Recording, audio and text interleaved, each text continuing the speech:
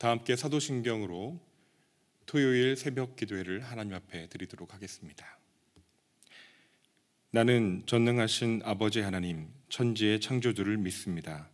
나는 그의 유일하신 아들, 우리 주 예수 그리스도를 믿습니다. 그는 성령으로 잉태되어 동정녀 마리아에게서 나시고 본디오 빌라도에게 고난을 받아 십자가에 못 박혀 죽으시고 장사된 지 사흘 만에 죽은 자 가운데서 다시 살아나셨으며 하늘에 오르시어 전능하신 아버지 하나님 우편에 앉아 계시다가 거기로부터 살아있는 자와 죽은 자를 심판하러 오십니다. 나는 성령을 믿으며 거룩한 공교회와 성도의 교제와 죄를 용서받는 것과 몸의 부활과 영생을 믿습니다. 아멘. 다 함께 찬송가 337장을 부르시겠습니다.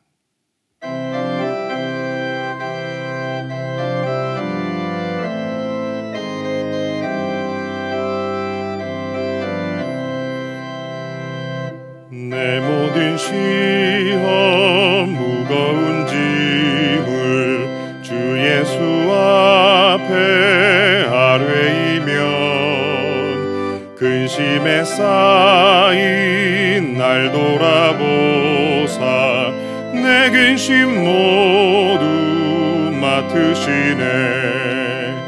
무거운 짐을 나 홀로 지고 견디다 못해 쓰러질 때 불쌍히 여겨 구원해 주리.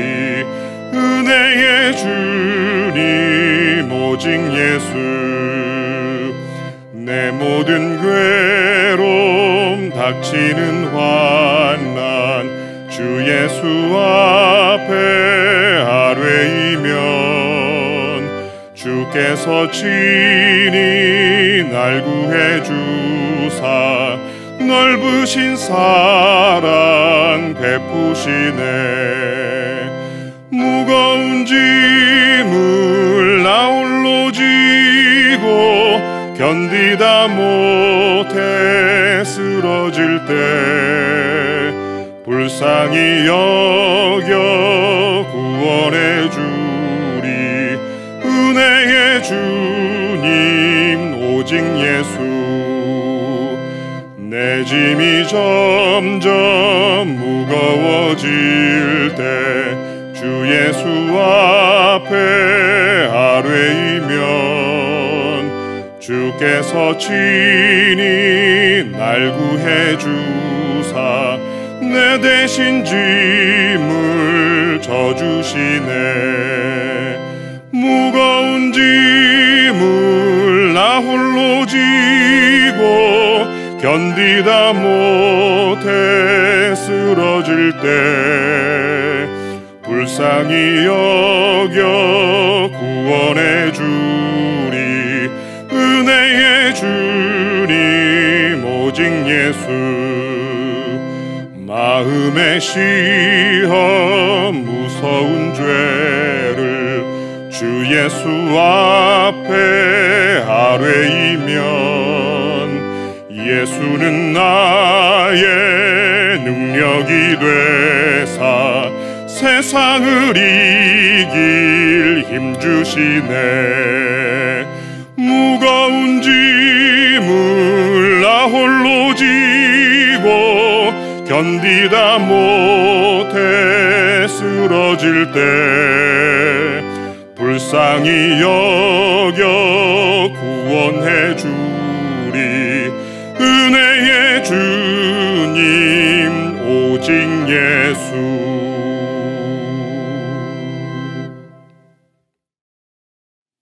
오늘 우리에게 주시는 하나님 말씀은 예레미야서 45장 1절에서 5절까지의 말씀입니다. 유다의 요시야 왕의 아들 여호야김 넷째 해에 네리야의 아들 바룩이 예레미야가 불러주는 대로 이 모든 말을 책에 기록하니라. 그때 선지자 예레미야가 그에게 말하여 이르되 바룩아 이스라엘의 하나님 여호와께서 내게 이같이 말씀하셨느니라. 내가 일찍이 말하기를 화로다 여호와께서 나의 고통에 슬픔을 더하셨으니 나는 나의 탄식으로 피곤하여 평안을 찾지 못하도다. 너는 그에게 이르라 여호와께서 이와 같이 말씀하시기를 보라 나는 내가 세운 것을 헐기도 하며 내가 심은 것을 뽑기도 하나니 온 땅에 그리하겠거늘 내가 너를 위하여 큰 일을 찾느냐 그것을 찾지 말라. 보라 내가 모든 육체에 재난을 내리리라. 그러나 내가 가는 모든 곳에서는 내가 너에게 내 생명을 노량물 주듯 하리라. 여호와의 말씀이니라. 아멘. 오늘 본문은 5개의 절로 이루어진 한 장 전체입니다. 성경이 쿰란 동굴에서 발견되었을 때 그때도 그 사본에 문단의 표시는 있었습니다. 그렇지만 이 장 구분이 숫자로 나타나게 된 것은 중세시대 약 12세기 말에서 13세기 초엽 그때 시작이 되었습니다. 그리고 16세기에 이르러서야 이것이 완전히 안정되게 되고 불가타역에서 14세기에 라틴어 성경에서 받아들이면서야 이것이 정착되기 시작해서 16세기에 이르러서야 정착되었습니다. 오늘 본문은 5개로 이루어진 45장 한 장 전체인데요. 이것이 이렇게 한 장으로 묶여 있다는 것이 오늘 묵상에 하나의 단초를 제공한다고 생각이 들어서 말씀을 드렸습니다. 왜냐하면 이 말씀 전체의 내용의 주인공이 지금까지는 전부 다 예레미야였는데 우리가 평소 주목하지 않고 어린이부터 노인까지 물어봐도 잘 모르는 한 사람, 성경의 인물 바룩을 주인공으로 삼고 있기 때문입니다. 오늘 단락은 크게 2개의 단락으로 이루어져 있는데 전반부 1절에서 3절은 이 바룩의 탄식, 그리고 후반부 4절과 5절은 하나님의 보장이라고 우리는 구분할 수가 있습니다. 큐티 책에는 하나님의 보상이라고 표현되어 있는데 저는 이것을 하나님의 보장이라고 바꾸어 말씀드리고 싶습니다. 큐티 책 제목에 보면 오늘 묵상의 제목을 사명자의 수고와 고통, 주님의 합당한 보상이라고 이렇게 대조되는 2개의 어구를 이렇게 표현하고 있는데요. 본문은 그 제목이라는 것은 본문의 내용의 핵심 내용을 요약적으로 함축적으로 넣은 것 아니겠습니까? 그것을 잘 생각해 보면 오늘 내용이 이렇게 한 번에 딱 들어올 수 있다고 여겨집니다. 제목에서와 같이 바룩은 하나님의 부르심을 받은 사명자였습니다. 그 역할을 아주 충실히 잘 감당했습니다. 바룩은 예레미야의 서기관이었죠. 이 사실 하나만으로도 사실은 굉장히 중요하고 의미심장한 정체성과 가치를 가진다고 볼 수가 있습니다. 여러분, 예레미야가 누구입니까? 이스라엘에서 자칭 하나님의 신탁을 받았다고 주장한 사람들은 정말로 많았습니다. 그런데 그 중에서 이것이 역사적으로 증거가 경험되어서 승인된 이스라엘 그 공동체가 굉장히 깐깐하거든요. 굉장히 엄밀한 그 기준에 의해서 문서 예언자로 이 기록이 보존되어서 구전으로 또 문서로 전달되어 이스라엘 역사 속에서 이렇게 확증된 공인 문서로 자리 잡은 몇 안 되는 대예언자, 엄청나게 중요한 가치를 지닌 그 예레미야의 서기관이었다는 것입니다. 그러나 바룩의 이름을 기억하는 사람은 많지 않죠. 바룩은 주목받지는 못했습니다. 그러나 그는 매우 중요한 역할을 감당한 것입니다. 우리 인생에도 때로는 내가 그렇게 가치가 없어 보일 때, 또 내가 그렇게 때로는 자부심을 가지고 달려들었던 어떤 역할과 일들이 정말 보잘것없고 좌절과 절망의 감정이 밀려와서 정말 아무런 의미가 없다고 느껴질 때, 그럴 때 이 바룩을 여러분 기억하시기 바랍니다. 바룩은 자신의 마음, 자신의 감정을 하나님 앞에 쏟아놓았고 예레미야와 충분히 공감하며 나누었을 것입니다. 그리고 예레미야도 그것을 알고 있었고 하나님 앞에 받은 신탁을 하나님께서 주신 그 예언의 말씀을 바룩에게 전달하는 내용이 오늘 본문에 잘 기록되어 있습니다. 먼저 오늘 본문 1절의 말씀을 보면 바룩이 감당했던 역할을 아주 요약적으로 잘 표현해주고 있는데요. 제가 한번 읽어보도록 하겠습니다. 유다의 요시야 왕의 아들 여호야김 넷째 해에 네리야의 아들 바룩이 예레미야가 불러주는 대로 이 모든 말을 책에 기록하니라.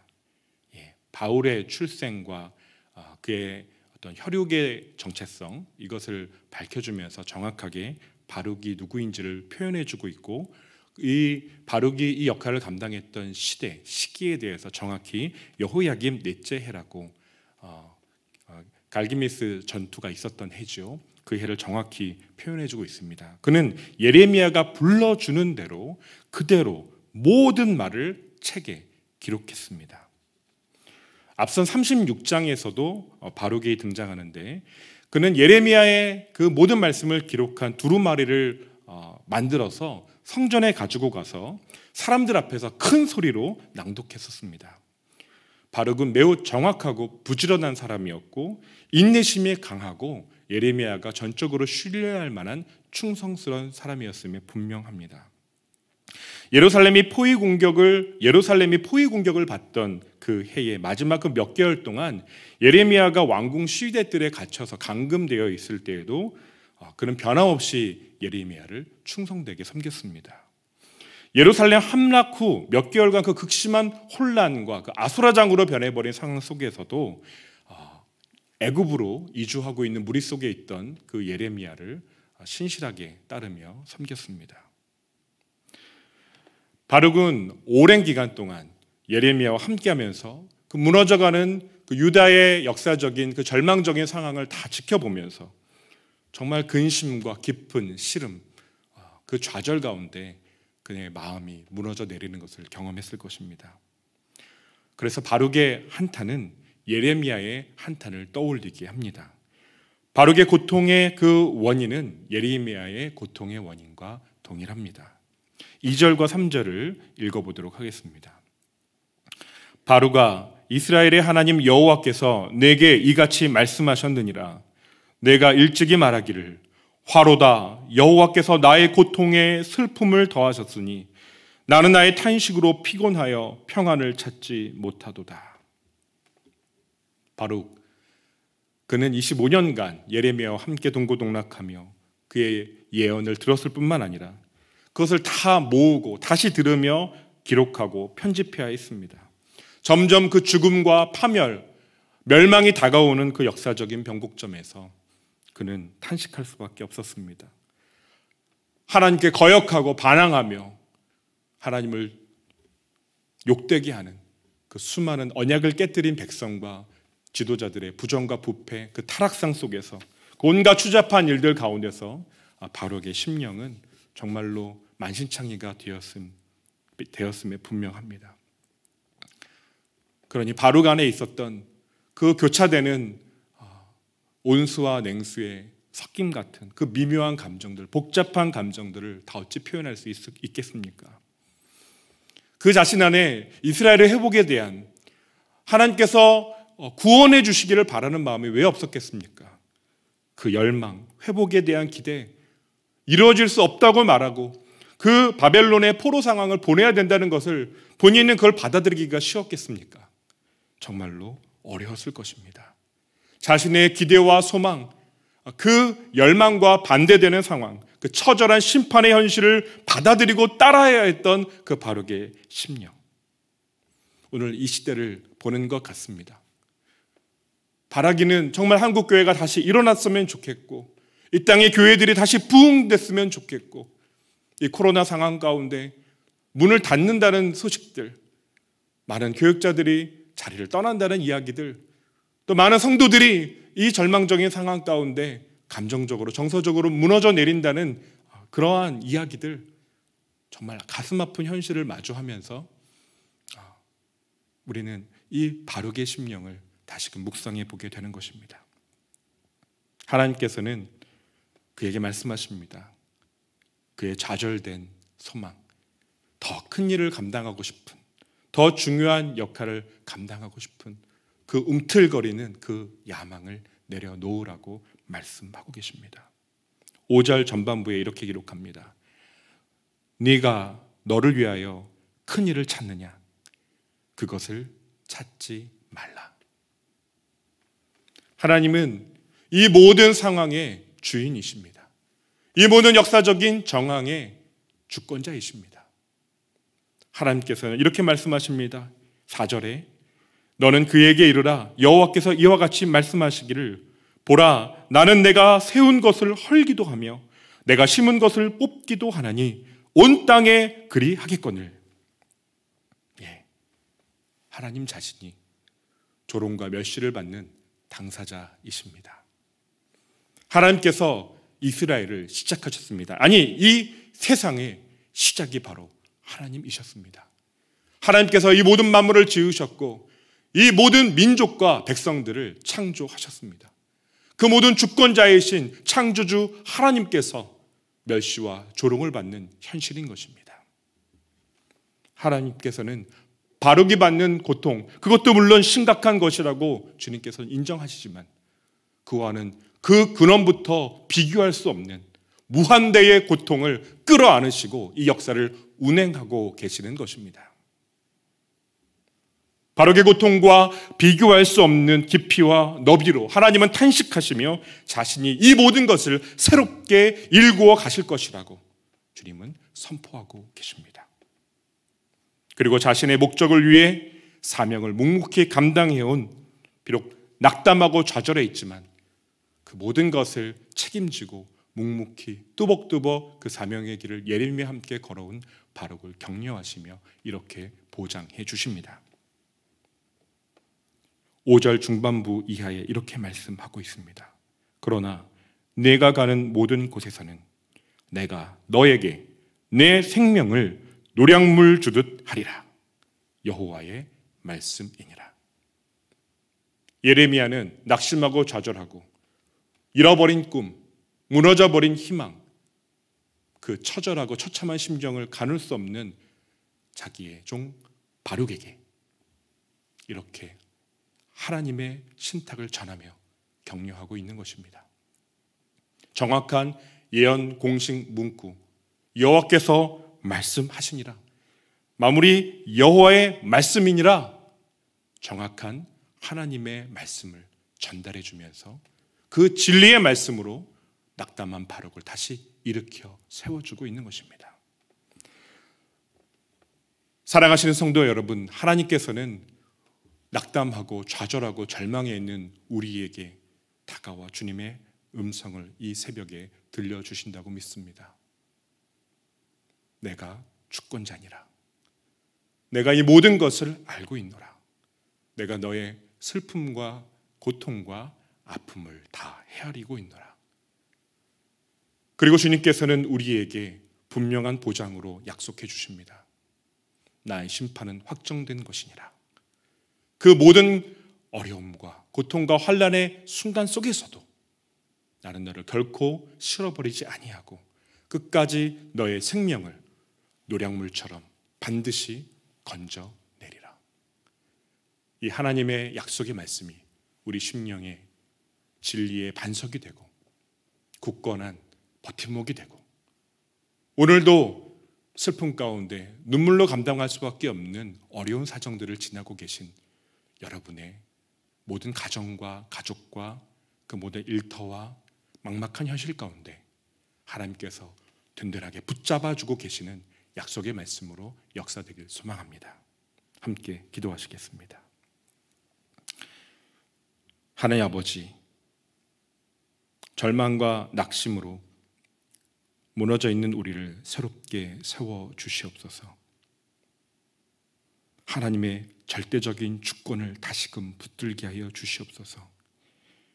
나의 욕구와 욕망, 기대와 소망, 내가 이렇게 되어야 한다고 생각하는 모든 당위성이 다 무너져도 하나님을 향한 믿음을 버리지 말게 하여 주시옵소서. 하나님께서 보잘것없는 정말 연약하고 초라한 나 한 사람을 통해 하나님의 놀라운 구원 역사를, 그 놀라운 경륜을 이루어 가심을 다시금 신뢰하게 하여 주시옵소서. 그리하여서 하나님의 그 무한한 고통 안에서, 하나님의 분명한 계획 안에서 우리에게 주어진 삶, 이 사명을 다시금 바라보며 무릎 꿇게 하여 주시옵소서. 예수님의 이름으로 기도하옵나이다. 아멘. 하늘에 계신 우리 아버지, 아버지의 이름을 거룩하게 하시며 아버지의 나라가 오게 하시며 아버지의 뜻이 하늘에서와 같이 땅에서도 이루어지게 하소서. 오늘 우리에게 일용할 양식을 주시고 우리가 우리에게 잘못한 사람을 용서하여 준 것 같이 우리 죄를 용서하여 주시고 우리를 시험에 빠지지 않게 하시고 악에서 구하소서. 나라와 권능과 영광이 영원히 아버지의 것입니다. 아멘. 이 시간 함께 말씀 붙들고 기도할 때 우리의 탄식과 좌절과 그 모든 절망을 하나님 앞에 아뢰고 주님께 다 맡겨드리신 여러분들길 소망합니다.